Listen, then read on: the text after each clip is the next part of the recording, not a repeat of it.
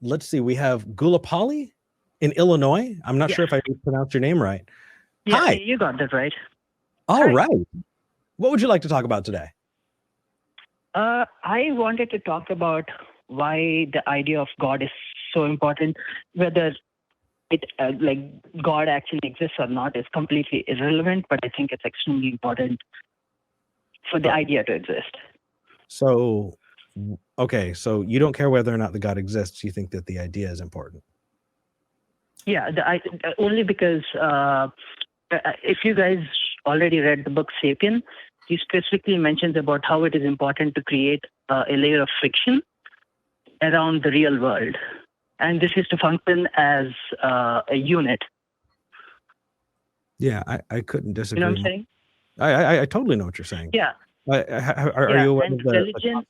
Are you aware of the concept of the noble lie? I mean, just by the name of it, I think I understand what it means. For sure. The idea that we can make a decision for other people because they're either too dumb or, you know, too brainwashed or whatever to understand those concepts on their own. So we need to herd them like sheep.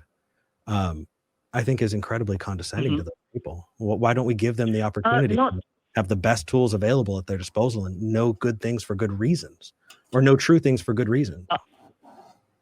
Sure, but then you can say the same about the idea of human rights or the idea of money, both of which don't exist in reality, but we're still like using them, right? And we're not like saying, oh, you're herded as sheep because you think that human rights are necessary, right? No, not at all. Wait, you said money doesn't exist in reality? No. So what do you pay your bill? No. By that I mean the money, like in the literal sense, is a piece of paper, printed metal, right? Like we give it a meaning, which is money, and so it becomes money. Otherwise, it's literally just a piece of paper or metal. So the concept of currency is essentially that's what you're referring to. Okay, so yeah, so I think these concepts are important because they help facilitate the things that we want to do in life. You know, just like the idea of actually allow us to express a curiosity, you could say, towards how things got to be where they are. Like I'm not opposed to anyone using any variety of means to try and figure out how the world works. Yet some of these postulations have evidence, empirical evidence, and some of them don't.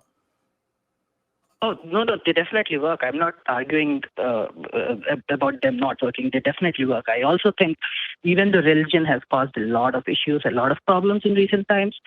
But I think it also is helping. So to eliminate religion, it has to be a very statistical evidence. See, it is causing more problems than it is helping people, kind of thing. Until then, we can't really say religion is bad, right? Because money has like caused a lot of like deaths and wars and all of these things, and you can easily argue that the idea of money has caused more damage than the idea of God. I'm not sure how you make that argument. I'm not sure if you could have a body count, you know, how many people have died because of owing a debt, or how many people have died because of religion. I don't think that's a valid criteria to try and judge, because religion, as I see it, is just a tool. People can use it for good. They can use it for evil. Money, however, isn't the cause necessarily of why people die or get killed. It's the greed that is actual cause, right? Money just played a role in facilitating the greed. Yeah, exactly. Same with religion, right? It either facilitates the greed because you can use it to control people, or you can use it to do good. So it is only as good or bad as any other imaginary concept out there, right? No, because inherent in the concept of money, you don't have people disowning their children because they're gay. So no. I think that is drastically simplistic, and I think that is incredibly dangerous to equivocate. Money is something that, I mean, we can talk about the history of money. We can talk about what money does as a concept. Money is a stand-in for, us being able to buy and sell, trade different products for different things, right? What is God a stand-in for? Mhm. What are we using God for? So that's the advantage of the whole idea of God, because it's so fluid. No, that's you know, that is not an advantage. That is a serious setback. Wow, I just could not get those words out. Couldn't you see that is an incredible setback? Right? Can you close your eyes and change how much a dollar is worth? No, we all are subject to some very, very strict guidelines, and we are subject to inflation. We're subject to the economy. Now, let's compare that to a radically conservative household that has their own view of God, one that empowers the parents to beat their children, right? One that empowers them to vote for and push through laws that lift them up and give special privilege to Christians. How is that different? No, I completely agree that it does have like disadvantages depending on how you use it. So I do have an issue with religion in terms of like its lack of fluidity, like the sense of dogma that is in it. There is a problem with it, but it is also important to like bring people together, because there's no other idea that has brought people together more than religion has. The second thing you can think of is maybe the idea of a nation, which is also imaginary. So hold on. So in history, you're saying the concept of God has never brought more people together, and that's why it's useful. Is that correct? Yeah, just for survival, because humans as a species does that make it a good thing? Because they could work in groups. Mm-hmm. I think the creation of societies, like people started congregating before they started formalizing any religion. Like we can go look back at ancient Sumerians, and we can see that their culture did revolve around deities. But far, far, far before that first known civilization, people were congregating and working with one another in tandem. So the idea of this unspoken social contract has persisted long before or informal religions. No. I completely agree with that. But the size of the groups has increased considerably with the invention of religion. Based on what? Like since based on like an imaginary or non-imaginary character. Right. So I think I see that I'm trying to be very, very charitable. I see sort of what you're getting at, right? Religion has this pull, this draw to build congregates around a central set of beliefs. Absolutely. But even without religion being there, people naturally do that around football games, right? Around a charity, around literally anything else. But if you remove religion, that dynamic is still there. There's nothing unique about religion that actually does that. It's just one of the many things that facilitates human cooperation. No, sure. I'm agreeing with you, but it is unique in the sense that so for example, say there are a group of atheists. Atheists are a group because there is religion. Say religion is wiped out, atheists cannot be a group, right? But religion as a group is complete. We're absolutely fine with that. I'm sorry? We're absolutely no, I'm not saying there's nothing wrong with that. I'm not saying there's anything wrong. I'm just saying I get it. Do you think that community is part and parcel? So the uniqueness somehow but the uniqueness of religion. Yeah, the uniqueness is that it provides solutions to all problems. Does it provide real solutions? Probably not. But it does provide at least imaginary solutions, which brings people together. And there is no other group that does that. I mean, this is interesting. I honestly, you can make the same case for racism. It's just because something brings people together does not mean it is good or useful. Just because I entirely disagree. Now, am I saying that religion isn't a thing? No, of course. We're talking about religion. That's what this entire show is about. But let's apply your view, right? What action do we take with your viewpoint? Would we, let's say, want to convince the world that God exists because of the use that you see in it? Do you think that we're making the world a worse place by standing up against it? Like, what What's your point in calling? So my point is okay. So my point is just that if we do eliminate the idea of God, I think we would probably have to invent another idea that is equally not real for people to come together. Otherwise, people will just like fall apart as individuals. So we need these fictional or probably fictional ideas to like come together. Otherwise, we will not be together as groups. Really? So have people come together before the advent of religion? Yes or no? In smaller groups, sure. So people have never congregated in large. So when you say a smaller group, what numbers are we talking about? So this is from me reading the book called *Sapiens*. So I'm going off of it. If you guys have read it, you should probably know that even animals like work together in groups, right? Right, that doesn't answer my question. Groups are.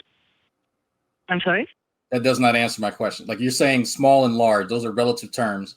Can I have an actual idea of the scope of large and small? Like numbers, quantitatively, what are you talking about? So a few hundred is small, like anything more than a couple of hundred is large. So we've never congregated in the thousands before religion. Never worked together as groups before religion, I would think, yes. So we've never, as a species, have congregated by the thousands for any concerted effort in human history. Is that what you're saying? I would think so, yeah. You're absolutely wrong. Do you? I'm fascinated by that you think this, but what? So what is as far as whatever research you've done, what are the largest groups of human civilization that has existed prior to religion that you've looked up to come to that conclusion?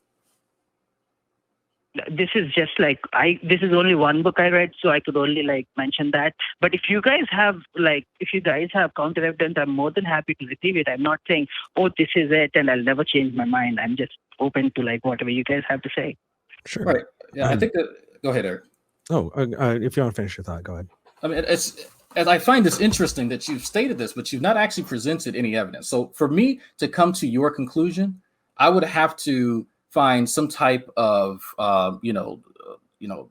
archaeology study or something like that showed the human population density of a particular area, right? And then look into their cultural practices to see, well, okay, were they religious, were they not religious, and then possibly draw that conclusion. But it just sounds like you've postulated this, but you've not actually found any physical, tangible evidence that would corroborate this particular conclusion. So currently, what we can look at is because we are way past so basically these ideas created around like the real world is what I'm talking about. And currently, animals I don't think have those ideas. So what is the biggest group of animals that have like actually congregated in the thousands and work together as a group? Is what we can actually look at, right? Ants. I mean, like there's plenty of animals that congregate by the millions, literally every day with no religion. They have a concerted effort to propagate their species. You don't need religion to do that. Which animals? Wait. Which animals congregate by the million? Ants. They're technically insects, but you get the point. Yeah, I do get the point, but they have like a already like inbuilt structure inside of them, with the queen being like, the one that they have to serve and all of that. But without the inbuilt and we're also social creatures. Built into us are mechanisms that encourage social behavior. Oh, for sure. That is why we have had like kings and queens and this hierarchies and all of that in place. So I guess what I'm wondering is, and I guess what I'm wondering is, what's the point? I mean, even if we granted, okay, no one's ever gathered in larger groups than religion, which I disagree with. I'm with Drag on this, but just for the sake of granting that, who cares? We did a lot of really bad things in the past. That doesn't mean it justifies us doing it in the future. I just think like, and I mean, I'm not even saying that religiosity is a problem. What I'm saying is you should have good reasons to believe the things that you believe. And if you don't have a good reason, then you should investigate that and find, what you can out about it.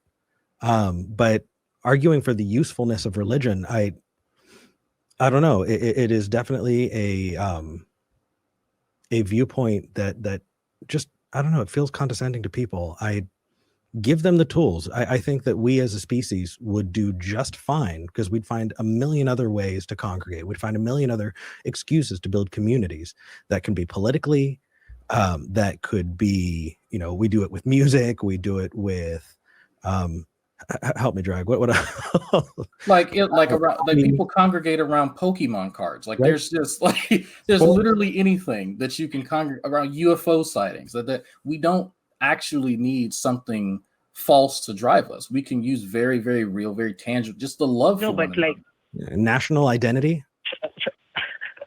I mean, fair enough, but I'm just saying my point still, I think, stands, because all these Pokemon cards are like music or, say, a football game. All of this can get people together, but religion cuts through like a much larger number of people, and that is why I think it's important. But I completely get your point. Yeah, I mean, so you see, I understand what you're seeing. I do. I just think we could do without it. I don't think we're losing anything by doing without it. People would find excuses to be together. People would find good reasons to congregate and identify. And, there are so many things that people implicitly put in the realm of religion that I think we really need to pull people out of. We really need to pull people out of the idea that community is something that only religion owns, that behaving in seemingly altruistic ways, being good to one another, is something that only religion has. And that's not true. I mean, that's why I brought up, I asked, how much research did you have done about human civilizations prior to religion? Because I know that they've congregated, that they've had to in order for us to be here, right? So we have an idea of where and how long ago these beliefs started, right? But we know that people existed prior to that. So it's not hard to surmise that there was something that drew them together, right? Because people congregate. There are people who congregate around, a bum in California pretending to be a philosopher. There's all types of reasons people congregate, but there's nothing really that unique about religion, except the fact that it's as pervasive as today.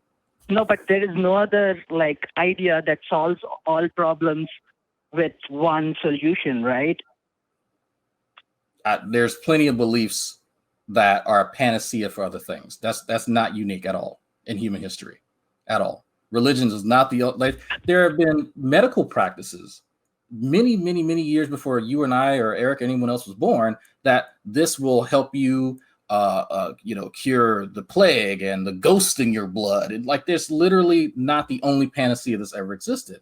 But the fact that you don't have an issue with it possibly being false kind of disturbs me, right? It's there's a bit of an integrity issue there.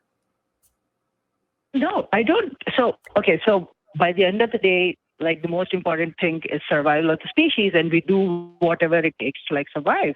And sometimes we do have to believe in things that don't might not be real. So we might be technologically advanced and fight each other and die in the next world war. Doesn't mean we are surviving, so we can't necessarily say it's a good thing or a bad thing. So, I mean, I get your point, but I just... Yeah, and honestly, I think that you're right. We do have a lot of not tangible concepts that we hold to, that we care about, things like justice, mercy, kindness. But those things in and of themselves are very, very specific. And the idea of a God is just, like Drag said, it's too nebulous. Anyway, I appreciate your call. You're not calling to talk about whether or not it's true. You're just saying whether or not it's useful and that you think it's useful. Okay, cool. Yeah, pretty much. Yeah. Thank you for taking my call. Thank you. All right. Bye-bye. Nice talking to you.